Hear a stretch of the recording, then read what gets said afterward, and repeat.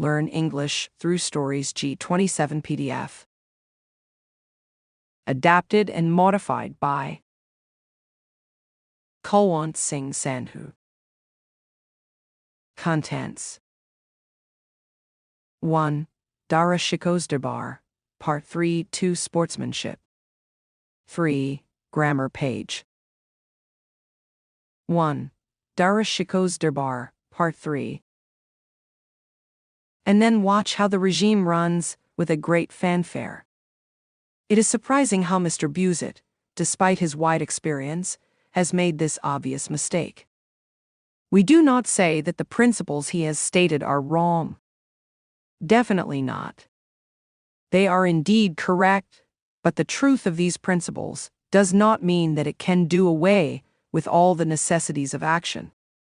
Perhaps Sahib was dreaming of an ideal republic, a utopia. Perhaps he had forgotten that the existence of a utopia is limited to the dream, and it is useless to discuss it here. I want to ask Mr. Buzet whether God created the good along with the evil. His answer would be no. God has created the good in the absence of evil, and despite this, evil is blazing forth wherever one sees. In the first war between the good and the evil fought in the heavens, evil stood its ground. If one were to search through the world with the aid of a lantern, one would hardly find enough good people to populate a city. The whole world is full of evil. How is a regime supposed to survive in such circumstances unless it is forever ready to eliminate the trespassers, the vicious, the rebels, and the brutes? We pray to God that Buzet becomes an emperor of a nation, and by putting his words into action, he should provide a lesson for all the world to emulate as to how regimes can be established on ethical principles. Jampena. Who doesn't know that a father's duties are different from those of his son?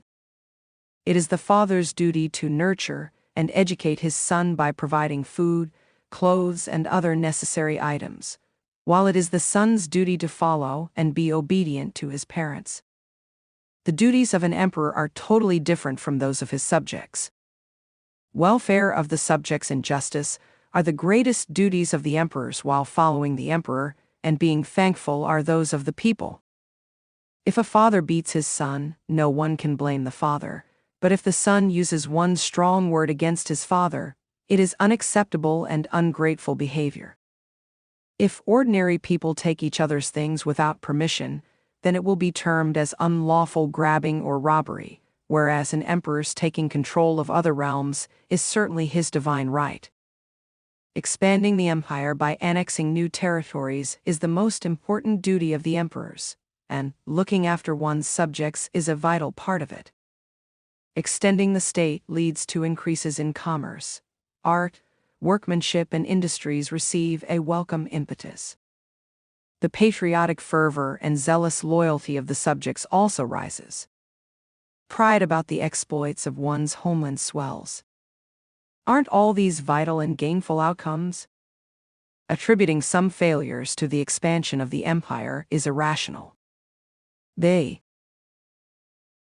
Names of Rome, Iran, and Greece did not fade away because they sought to expand their empires and liberate the oppressed people of other occupied territories, but because they themselves were beset with sloth, cowardice, indolence, lustfulness, and misdemeanors. They were affected by that law of nature known as stagnation. From the beginning of the world, there's a continuous struggle among all living beings which can be gainfully termed as the struggle for existence. In this fight for survival, the dominant and strong win, the weak and helpless are defeated, and their identities are erased from the face of existence as if they were a flawed image. This law equally affects the human and the beast. Hundreds of animal species were destroyed, and hundreds of large populations became nameless and traceless.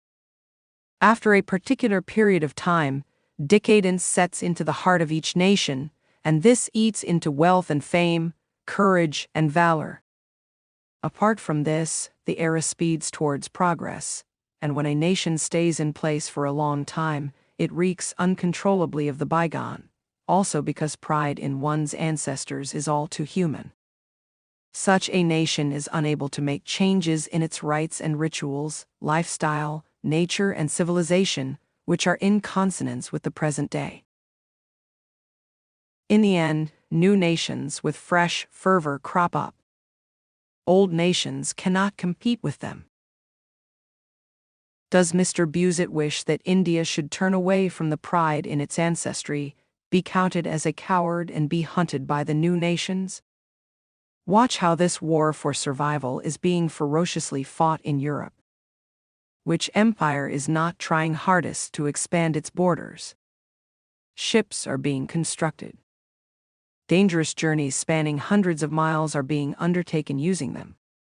Fortunes are being lavishly spent at the rate of petty cowries. The lives of men are being sold for a pittance. Why? All this is happening so that fresh settlements are founded, and the commerce of the nation expands. With this, the wealth of that nation will multiply, and new tracts of land will be secured for its constantly growing population. In 2 centuries, the population of France will be quadrupled. Their policy of expansion will account for that. We are not saying that India is currently overpopulated. No, vast areas are still unpopulated. But sooner or later, this problem will crop up here too. Ever-increasing population is a natural norm which cannot be stopped by anybody. Why doesn't India also follow the European states and try for a better future? The future is considered more precious than the current state. The moment Dr. Bernier took his seat, all present showered praise upon him. The prince especially liked his speech. He immediately descended from the throne and gratefully clasped Bernier's hands. Meanwhile, Busett Sahib's heart was smoldering within. He thought that Bernier's recent challenge and prominence was a concealed insult to Busett himself, because Dr. Sahib seldom differed from him, and whenever he did, it was only to suffer defeat. But this time, the ball had remained in Bernier's court. When Henry Busett did not budge from his position even after a few minutes of silence, Padre Joseret began thus: "Dear sir, in my understanding, civilized nations should never think of their own benefit with conquests. Instead of showering wealth and prosperity upon their own country, and tying the bonds of compliance on other countries for purely selfish interests, through such dominion, they should be looking for the improvement of these defeated nations. Greek conquests not only augmented the fame of Greece, but they also led to the laying of foundations of knowledge, etiquettes, professions, industries, and fine arts in the defeated countries. Not just the whole of Europe, but the entire world has acquired education from Greek institutions. Greece taught the first political principles to the world. Philosophy and logic, astronomy, chemistry, medicine, music, all are offspring of this Greek mind. How could Europe have produced such incandescent light that dazzles had Greece not removed the dense clouds of darkness through the brilliance of its civilization? Greek history is full of sacrifices they made in order to civilize others. The Italian conquest bestowed upon the world a beneficence which can never be forgotten till the end of the world. It civilized the heathens and opened the doors of salvation and liberation for the world. Sirs, if you ask what is that beneficence, it is the spread of the Christ's mission across the world by Italy, eliminating darkness through the Christ's glory. Italy is the cradle whence sprang forth the water to quench the soul's thirst. Jahanpana. Who says that the fame and mark of Italy is no more? Who says that the empire of Italy has been vanquished from the face of the earth? Today's world is a huge Italy, and all the empires of the world are radiating Italian glory. If in 200 BC the Roman Empire had reached its pinnacle, then today it has spread to the sky and the 4 directions. The principles of civilization and lifestyle protocol and etiquettes of each country prevailing in the world today have been forged out of the Italian factory. In fact, even the Greek influence on us is through Italy. Latin, which is the Italian tongue, is today a sacred language of the civilized nations of the world. In Asia, God has made India the treasure house of knowledge and manners, and since a while now, the invaluable jewels of the Christ have also been passed into its safekeeping. Hence, it is India's duty to carry these benefits over to other Asian countries. It should spend this treasure magnanimously and prove its generosity and nobility. If it reaps the benefit of this unlimited wealth all by itself, it will be known as self-centered, and the future generations will blame it for its timidity. If it drinks from the cup of civilization by itself and keeps other nations away from it, then it will be blamed for only catering to self-interests. Hence, it is India's duty that it makes Kandahar take a sip from the cup and believe in its heart that it has been enjoined by God to perform this duty. Undoubtedly, Kandahar will not take the sip easily, but that is because it has not experienced its taste yet and is unaware of its benefits. Now it is India's duty that it should get Kandahar to taste this singular delight and make it understand its benefits.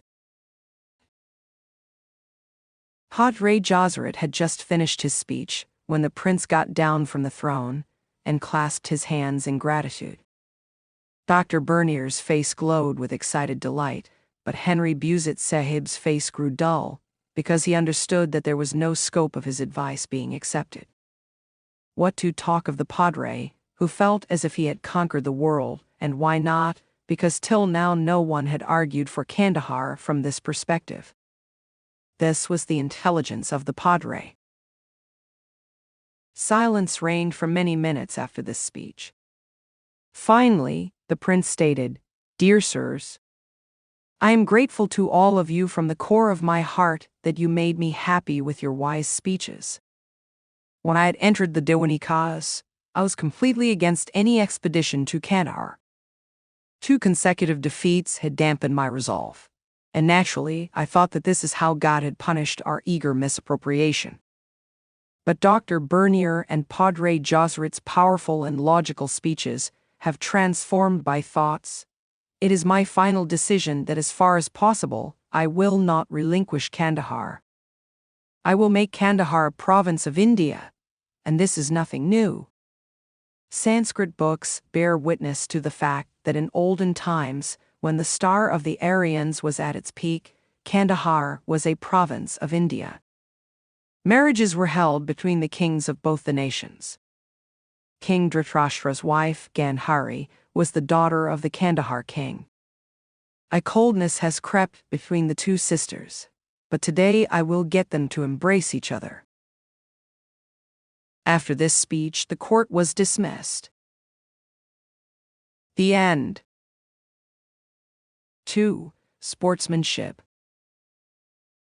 The match was between the 2 best teams. Both of them were 3-time winners of the national football tournament. Supporters of both teams had reached the stadium in abundance. Loud cheers reverberated in the stadium as Captain Dutta led his team, Bengal Tigers, and Captain Sharma his team, Punjab Lions, onto the football turf. The umpires made the call for the start of play. The first half was uneventful. No goals were scored. The crowd was becoming restless. After the 5-minute break and reprimands from the respective coaches, both teams entered the ground for the resumption of play. Dutta's boys scored the first goal, converting a penalty. The Lions disagreed, and an argument ensued between Sharma and the umpire. Their supporters ran onto the ground and created havoc. The security staff had a tough time clearing the ground. The game was suspended for a while. The coach of the Punjab team suddenly went up to the commentator's desk and announced, "Please maintain order. I apologize for my team's outburst." The umpire's decision was perfect, and the goal was scored. For a minute there was absolute silence in the stadium. This was followed by loud applause in appreciation of the honesty and sportsmanship of the coach from the players of both the teams and the spectators. The match resumed. Dutta and his men scored another goal in the last minute of the match and won the title. They dedicated their victory to Mr. Deepak Sharma and sportsmanship. 3. Grammar page.